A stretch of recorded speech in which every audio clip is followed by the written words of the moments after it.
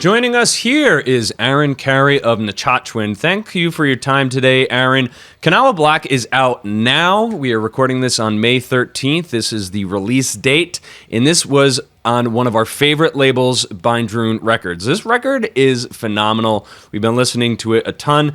How do you feel, man, about this is the release day? We're finally here. Congrats on such an awesome release. Thanks, guys. I appreciate you having me on here, and it feels really good. It's been a really kind reception so far from a lot of folks. I think with getting on the Bandcamp feature yesterday, introduced a lot of people like at the last second who weren't familiar with us, and it kind of surreal. I saw some people posting like older albums. I'm thinking that's not the one coming out right now, but cool. Thanks for checking that out too. And yeah, it's been a long time coming, and I'm kind of the type of person that has a hard time moving on and getting to the next thing or writing new stuff until the boxes are checked and the thing is done and sent off, and time to write a new chapter. I have a hard time working on multiple things at the same time. So this feels really good. Like there's some like really positive closure to that chapter. And I'm glad that people are enjoying it or maybe checking us out for the first time. It's been about a 15, 16-year journey so far. And thanks to you guys for reaching out and wanting to talk about it. I really highly appreciate it.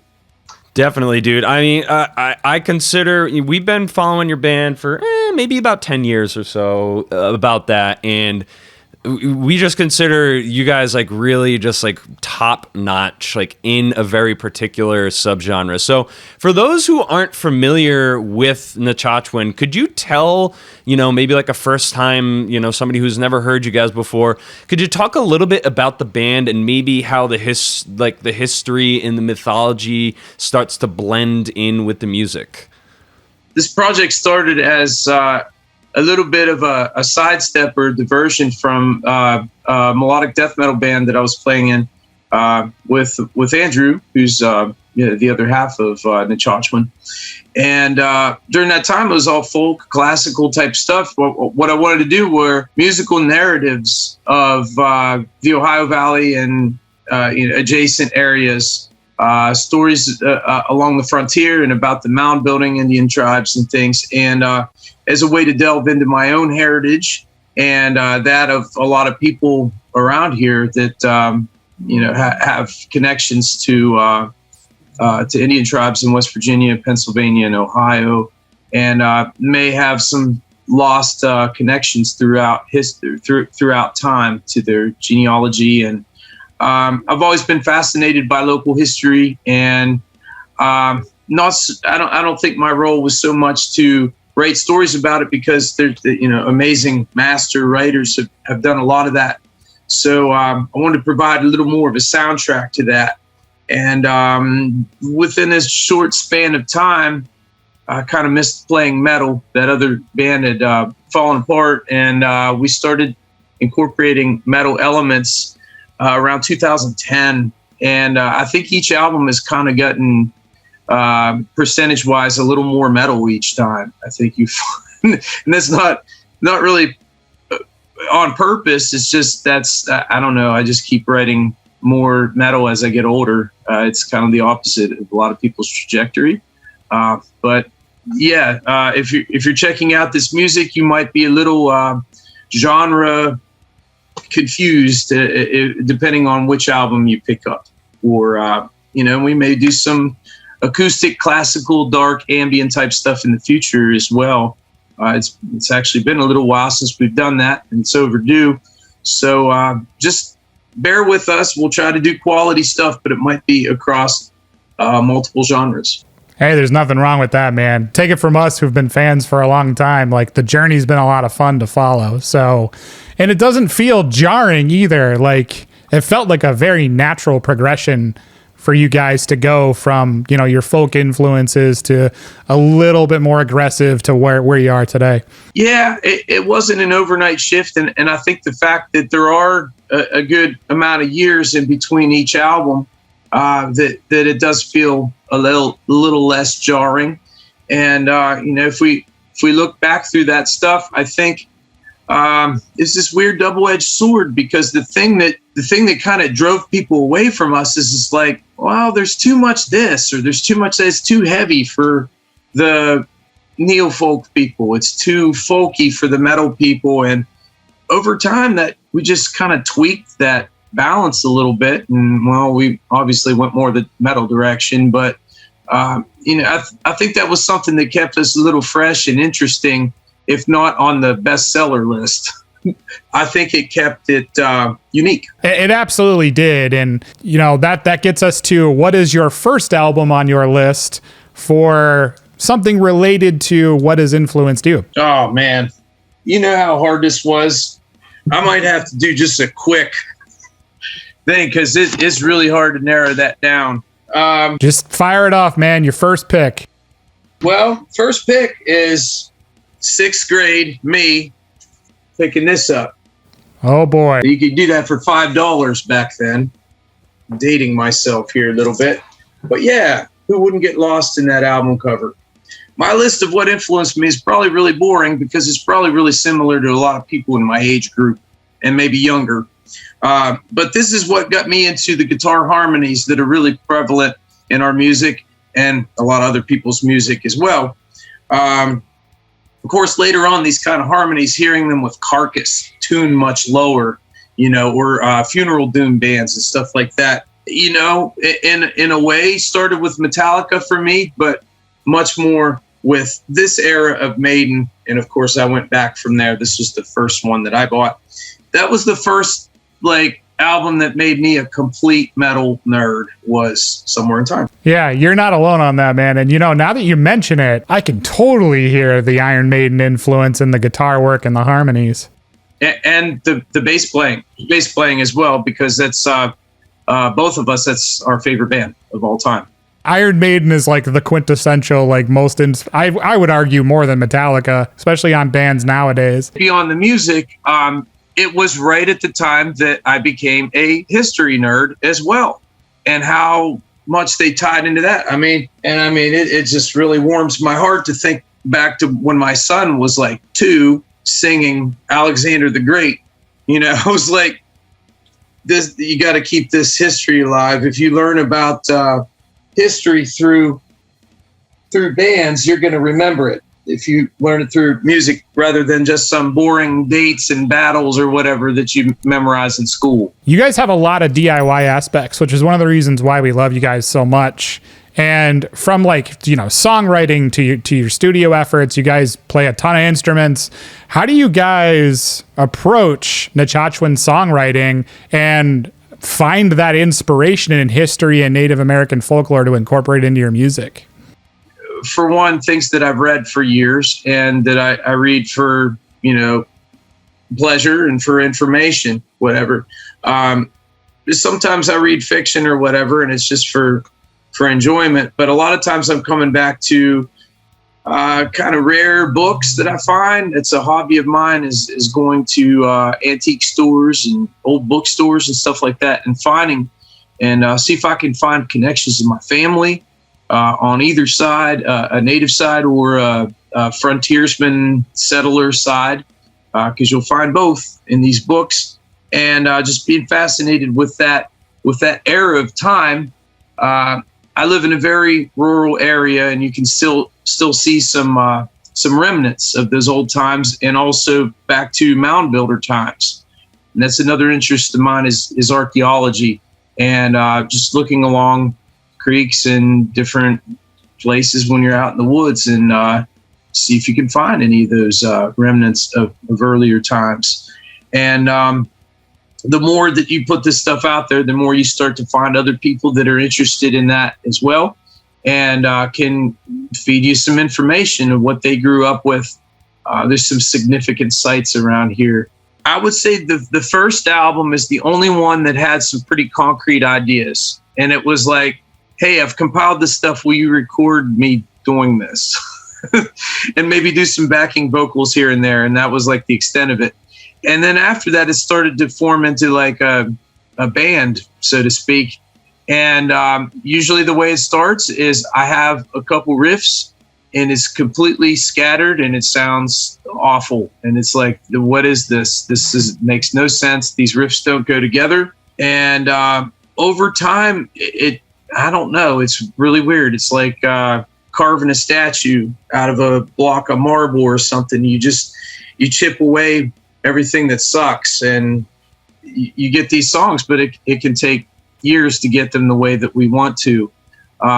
Sometimes they come quick, and sometimes they're a real struggle, especially lyrically. Play classical and acoustic guitar gigs all the time, and I'm a dad. So that's a lot of stuff to balance. If I'm not in the right headspace, like, you can't fake this stuff. Are you kidding me? Like, you might be able to write something about, if you have dark themes of gore and murder and stuff like that, you can just come up with that stuff on the fly. But if you're talking about historical things, I don't know a way around spending the time with the subject matter without it coming across as stupid or not genuine. I have to get into those pockets of time where I'm relaxed and I can get some nature time, take a little time away from work, and discipline myself. I get real scattered and I get real overloaded with things. So I have to consciously set some things aside and say, I'm going to take this time here. I'm going to take this week off and just focus on getting my head back in the game. The older I get, the harder it is to do that. And it's not just from a financial aspect. It's from I won't stop. I won't slow down. I'm supposed to work here. I'm supposed to work there.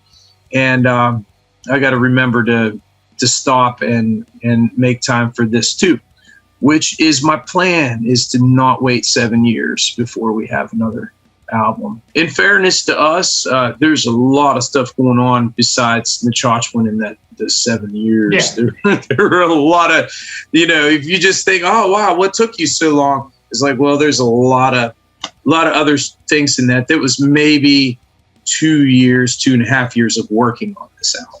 It just didn't happen right away. Now, black metal has made quite a return to form. You're from the Midwest, but we'll call it kind of the Eastern United States, Midwest, with bands like obviously Nechochwen. We were also talking about Panopticon, Obsidian Tongue, Falls of Rhoros. They all seem to be on the cutting edge of this unique brand of metal. Where do you see Nechochwen fitting into this landscape with other bands that are kind of pulling from local mythology and lore? In how do you see, your local stories being told with all the other stories that are being told as well? We tend to lean more towards the concrete historical of something that happened during this specific time, at least up to this point. I think we're starting to get a little more abstract and spiritual, and maybe I think we try to make analogies between different things, and it's not so much just this leader died during this time, or this battle of fallen timbers or something like that, or even a specific tribe or something like that. I don't know. I think we're trying to figure that out right now. I think it's just kind of happening naturally and going into whatever direction we come up with next. But that split 7-inch that we did with Bleg, that was kind of a turning point, because it was just about the feeling that I get when I'm walking through rivers and creeks in our area, and I'm just seeing signs of things like artifacts or places that I know were village sites, things like that, and how you feel that time moves sideways in a way. It doesn't just move forward and back. I don't have to just think about the past or pine for the past or say, well, things in the modern era are so much better. Kind of like a bridge or a link between those two things, because maybe taking some of the ways that people lived back then and introducing that into the way that you live your life now is kind of the best compromise. It's not being stuck in the past or this nostalgia of things were better back in the ancient times. Maybe they were, but at the same time, I like to go to the dentist. I like to have my CDs and my LPs and stuff, and those are all modern inventions. Being able to record music and put your art out and have it instantly go out to potentially millions of people. that's pretty cool stuff. But at the same time, I want to be true to nature and honor nature and feel a part of my surroundings and like have my feet as part of the earth rather than just being some really, you know, I don't know, completely super modern, just always on the computer all the time person. You know what I mean? Like kind of bridge the two. And I think maybe that's an overall theme, because I know all of those bands and they're all amazing bands and amazing people. And they're all really positive people, like to have discussions of this sort about, you know, what's a really good, healthy way to live, and yet express yourself through this kind of at times violent music or extreme music, I guess. Man, I don't know if I've answered your question or not. Our place within that, I'm just happy to be mentioned along with those bands. You know, if we have some place in there, I guess it's just a place of we're trying to write the best music that we can about things that are meaningful, not just to us, but that we think are important in life without sounding preachy about it. I think you nailed it, man. That's exactly what I get from all of the bands on that list. Yeah, for real, for real. Great people, great bands, great music, and some of my favorites in my collection as well. Of collection of friends, collection of music. Yeah. Speaking of collection, why don't you throw on your next album that you put aside? What do you got for us? Okay, I'm going to go on the guitar playing end, right? Because you know, I started playing guitar around 10, 11, 5th grade or so, and learning Maiden and Metallica and trying to figure out some Slayer songs and stuff like that. And then all of a sudden I read about this one. Again, this is this is what got my right hand in shape for tremolo picking, for palm muting, for precision, and for just damn good songwriting.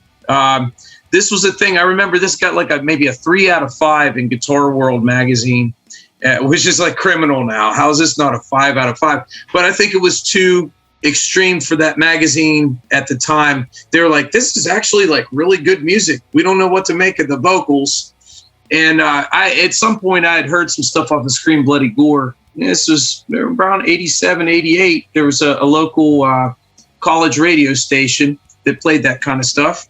I actually teach at that college now, and that's where I got my start with listening to metal, was listening to them. And so when I saw this come up and I read, wow, this actually made it into a guitar magazine. Maybe it's not as extreme as I thought. Maybe I should check out some of this death metal stuff. This was the beginning for me. Love it. Awesome pick, dude. I'm starting to see the influences now, like in your music, in the composition, in, you know, the guitar driven stuff, but also getting out of the way, moving the guitars out of the way for, you know, folk instruments and things like that too. Your song composition is, I could see the human elements for sure. Yeah. And that kind of gets us like into the next part too. We're going into history, I guess, of Nechochwen. So when the band first started, you released a few records and you started out, you know, pretty much just acoustic. You really dove in with the heaviness of Heart of Akamon, that you went like full blown distortion and heavy rhythms. Kanawha Black definitely continues that trend. There's a lot of amazing songwriting, heavy rhythms, wailing solos, awesome choruses.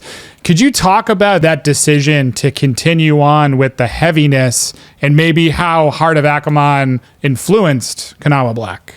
That was such a shock when that came out and people actually paid attention to it. It started selling well. We got a lot of new fans and a lot of compliments about that album when it came out. And a year later, when the record came, the LP came out, that did really well too. It seems like it kept its momentum and almost had like a resurgence in the last year or two of new people discovering it and talking about it in a different way that had this, you know, 7 years of nostalgia attached to it or something. Having some success, really commercial success or whatever. At the time, I was like, let's not fall into that trap of people really like this album. How do we top it? Everybody does that. How do we do better in this next album? And you are completely screwing yourself if you think like that, because you can't top an album. I don't think you can do the best you can and put your heart into it and hope that people like it, or you can, I don't know what the alternative to that is. I guess to just like force things or try to copy what you did on the last album. And that would be so boring to work on that for years if it was just a copy of what you just did. I don't think this new record is that different, but you know, over a few years later, nothing's going to sound the same. How did it influence it? I think you listen back through and, well, maybe I would have done this or maybe I would have done that. That was the first album that I was like super, super satisfied with. So I didn't want to like copy anything or like change the formula too much, but it seemed like I was just so scattered at the time that whatever I'd come up with is what I came up with. And let's work with this. And there was a couple ideas right off the bat that they just kind of sucked and they didn't really go anywhere. And I was like, I don't know where my head is, but let me give this a little time. And then over time, I started coming up with some better riffs. And I got some different guitars, some that were gifted to me and some that I, you know, had purchased here and there. I like to look for used stuff with a lot of legacy or heritage behind it. Vintage guitars, well, vintage being 40 to 50 years old. And we tried some new tones and things. We used some vintage amps. We tried some different vocal approaches this time around. Tried to do some stuff with my voice that I'd never done before, almost just for fun. Up until recording this album, all the vocals that we did were completely recorded dry and effects like reverb and delay added later. I was talking to Austin London about this and he's like, how do you do that? I gotta be able to hear it, you know, like the way it's gonna sound to be able to get a good performance. And I was like, I didn't know that was an option. So I was doing guest vocals for Obsequies, second record. So Aria of Vernal Tombs. Started recording some vocals with Tanner Anderson, and he had flown down from Minnesota with his Mac computer in a, like, not a laptop, like a whole computer in his suitcase. I'm tracking vocals and I'm like, you got delay and stuff on here. Like, this sounds amazing. And I love how the vocals came out. And I was like, I told Andrew, you gotta pipe that in. And this is the first record that we've done. We might have did that with the split with Panopticon, I forget. But ever since we've been doing that, I'm able to come up with so many different and better vocal performances that I ever could before. So I guess we're probably behind the times, but if you're not doing that with your vocal tracking, you need to give that a try. That kind of transcends time. Like all the albums that you've picked, for example, there's probably struggles within there that those artists felt at the time. And that gets us to my next question, which is, what is your third album? Oh, man. I'm afraid I'm going to run out of time for albums here, but this is not the most technical guitar playing, okay? But, well, I should preface this with, I got this. This is the same copy that I got from Metal Maniacs magazine in one of their contests. And this compilation, like, really changed my outlook on a lot of stuff. And I ended up getting all these tapes like this Deceased and Gorefest and everything. So this is the one that grabbed me the most, was the Karelian Isthmus. And I know Tales from the Thousand Lakes is amazing too, but I'll always come back to this one. And I love, you know, just the perspective of listening to Privilege of Evil and that 7-inch that came before it, and how raw it was and how they cleaned up the production for this album, but it's still raw and underground, but very listenable and very pleasant to listen to. But I liked that these kids were, well, they're not kids now, but they were at the time, probably 16 years old or something. You know, even the pictures in this, they look so young. And they're writing about the, you know, Karelia, their place. Very historically obscure events that I had no idea about, that are Finland and Russia. I'm learning about Northeastern Europe. And I just was sucked into their world. I'd never been there. I knew nothing about it through school or history, but I got completely sucked into it. I remember the first, The Gathering. That song at 15 made me want to go into battle with an axe. Not like brutal death metal about torture and murder and stuff, but like actual, like fighting for your homeland type of feelings. This was at the same time I was reading a lot about, the events in my area that were going on in the Indian Wars in the late 1700s, clear through the War of 1812. I could see their passion for things that had happened in their region put to music in the same way that I would if I had the chance. I'm thinking from a 15-year-old viewpoint.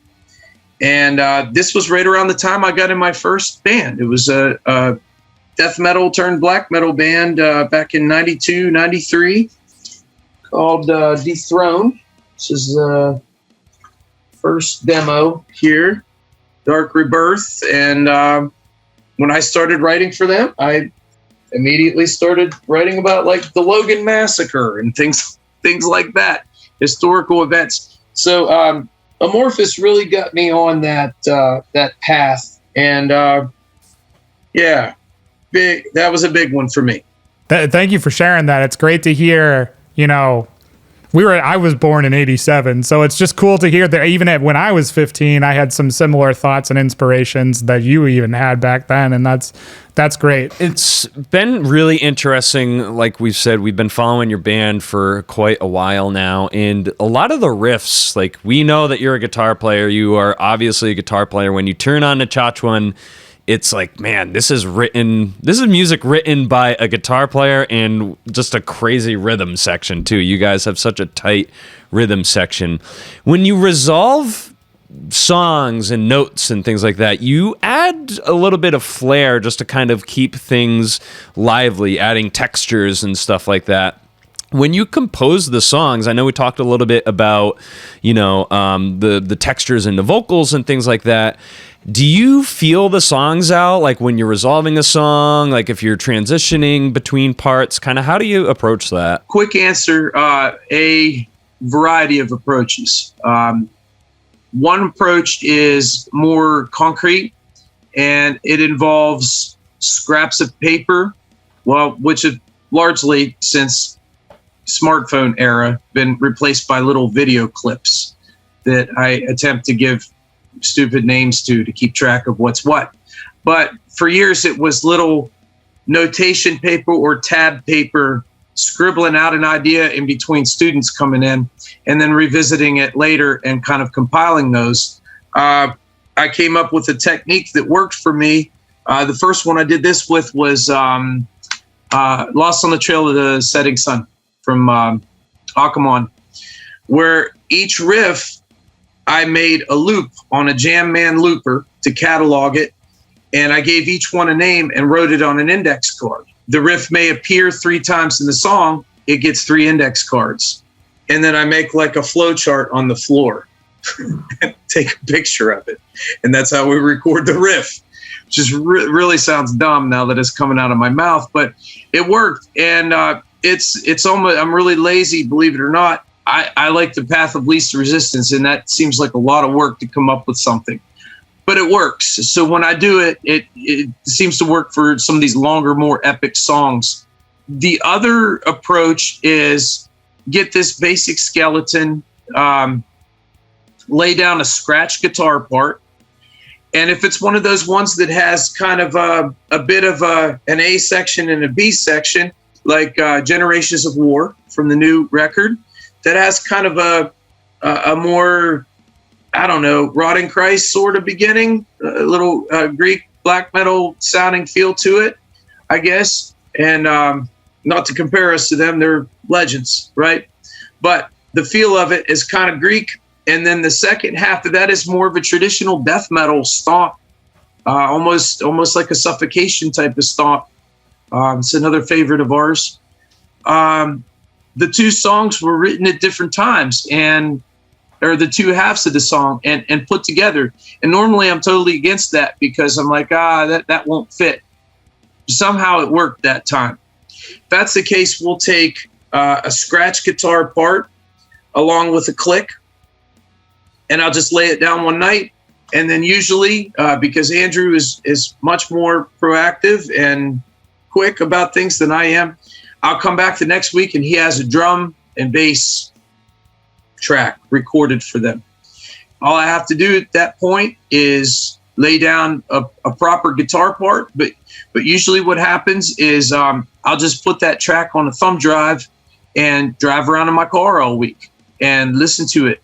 And again, it's just like chipping out a sculpture out of marble or something. You're throwing away everything that sucks, but keeping in mind, this isn't what it's going to sound like. This isn't mixed, mastered, or even having proper guitars on it.